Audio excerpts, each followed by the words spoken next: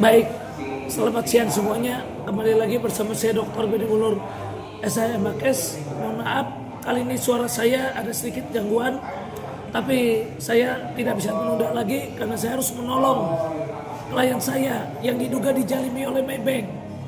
Pada intinya, klien saya ini membeli rumah kepada Pak Chandra, ya. Rumah itu ada di Setrawangi, di mana rumah tersebut dia beli, tapi dia khawatir ya karena dia nggak ngerti hukum, makanya dia juga minta bantuan kepada Maybank supaya Maybank yang meneliti rumah tersebut.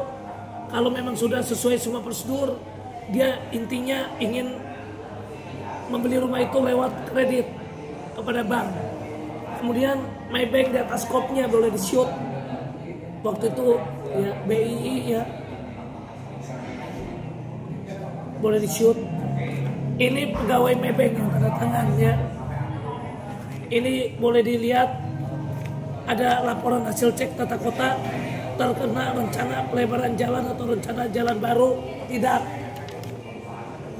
melanggar garis padan bangunan atau garis padan lainnya tidak.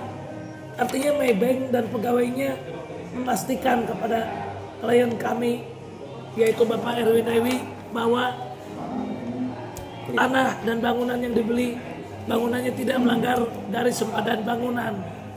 Ya, dengan berjalannya waktu, kemudian dia sudah sempat cicil ya rumah tersebut selama 2 tahun, lancar, nggak pernah gagal. Ya, kemudian karena bunga dan sebagainya naik, dia kepingin pindah bank. Ketika dia mencoba untuk pindah bank, ternyata tidak ada satupun bank yang mau menerima dengan alasan ternyata bangunan itu melanggar garis sempadan bangunan, sehingga dia terpukul ya karena kira-kira hanya sepertiganya ya dari bangunan itu yang tidak melanggar, 2/3-nya kurang lebih ya diduga kuat melanggar garis sempadan bangunan. Tentu dia protes, bukankah dia percaya kepada Maybank? Ini ada dosa dan kesalahan Maybank. Masa dia tetap ditagih, dipaksa oleh Maybank harus bayar kredit, padahal kesalahan adalah dari Maybank.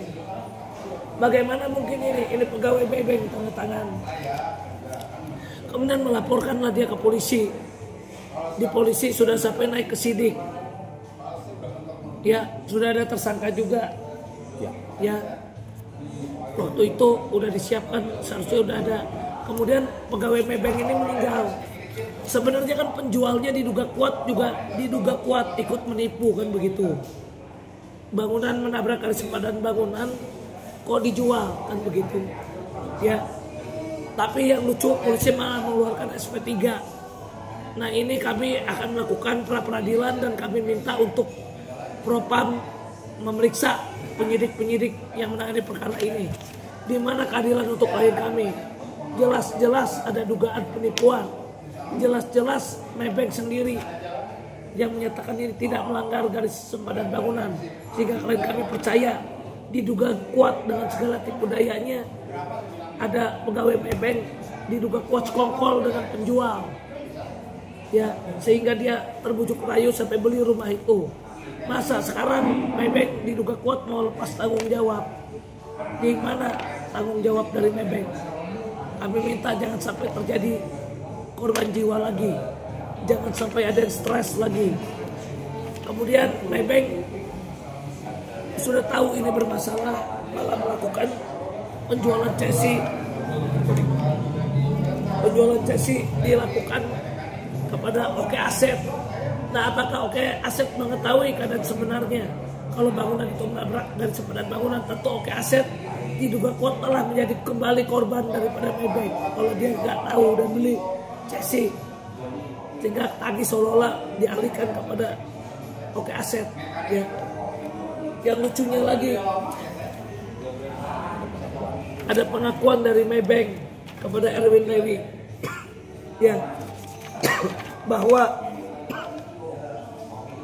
katanya petugas kami tidak pernah melakukan pengecekan di rumah itu. Nah, kalau nggak melakukan pengecekan, Kenapa di sini mengatakan tidak melanggar garis sempadan bangunan sekolah sudah mengecek. Di sini kesalahan daripada Maybank. Nah, apakah pantas Maybank terus menagih, mempres, dan bahkan sekarang menjual casing kepada pihak ketiga, sehingga pihak ketiga itu terus kemudian yang menagih kepada klien kami suruh bayar, di mana klien kami disuruh membayar tagihan tunggakan utang untuk sesuatu hal yang mana objeknya menjadi tidak halal. Karena perjanjian kredit itu harusnya perjanjian subjeknya halal. Ini kan menabrak garis sempadan bangunan. Maybank yang mengatakan ini tidak, padahal melanggar. Berarti ada dugaan penipuan pada saat dia tanda tangan perjanjian kredit. Seharusnya kalau sebabnya tidak halal, maka perjanjian kredit itu menjadi batal demi hukum. Dan uang dari beliau ini harus dikembalikan semua berikut kerugiannya.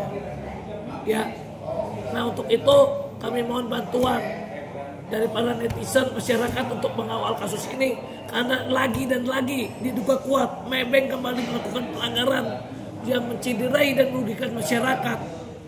Ya, sehingga di sini ada, jangan sampai kami takut ada korban lagi. Ya, dan di sini Pak Dewi akan menjelaskan juga lebih jauh.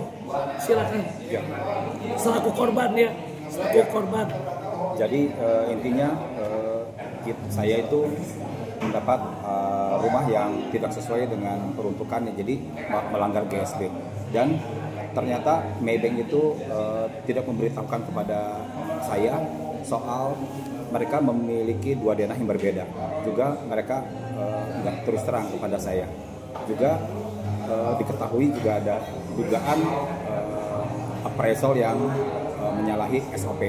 Itu baru saya ketahui tahun 2019. Ya, dengan kejadian ini juga semoga ini juga tidak terjadi pada anda sekalian, supaya lebih berhati-hati untuk bertransaksi dengan Maybank, supaya tidak terjadi kejadian seperti saya. Denahnya kita perlihatkan. Oh iya, yang denah ini adalah denah yang sesuai dengan IMB. Ini denah IMB yang saya baru ketahui di 2019. Lalu ini adalah denah satu lagi yang berbeda yang saya ketahui dari awal hanya yang ini aja, dan ternyata memang ada perbedaan dengan denah yang saya ketahui di 2019 ini. Jadi ada dua denah yang berbeda yang tidak saya ketahui sama sekali dari awal. Juga ada pengakuan dari Dinas Tata Ruang Kota. Ya. Ini juga ada surat dari Dinas Tata Ruang Kota yang menyatakan bahwa rumah saya ini melanggar garis sempadan bangunan. Gitu. Padahal sebelumnya dicek oleh pegawai Maybank, makanya dia beli. Intinya gini, kalau dari awal dari pegawai Maybank itu menyatakan melanggar garis sempadan bangunan, tentu beliau tidak jadi beli dan tidak jadi mengajukan kredit. Karena dari pegawai Maybank sendiri yang menyatakan tidak melanggar garis sempadan bangunan, sehingga klien kami ini menjadi percaya, karena Maybank bank besar, yang dia percaya harusnya dengan tenaga profesional itu tidak mungkin salah. Tapi kenyataannya bangunan yang melanggar garis sempadan bangunan malah dikatakan tidak melanggar, padahal jelas melanggar. Sehingga beliau diduga kuat tertipu, sehingga mau beli rumah tersebut dan mau mengajukan kredit dan menerima kredit dari Maybank, sehingga mengalami dampak kerugian yang besar mencapai miliaran rupiah. Jadi kami minta tanggung jawab Maybank, mohon OJK untuk periksa Maybank. Ya, mohon polisi kembali buka kasus ini. Kami juga kecewa dan mohon penyidik-penyidik yang kemarin memeriksa kasus ini dan meng-SP3-kan supaya diperiksa. Kami mohon Propam turun kepada yang terhormat Bapak Kapolri untuk menurunkan Propamnya, dan kami juga akan ajukan ketidakadilan ini melalui Propam.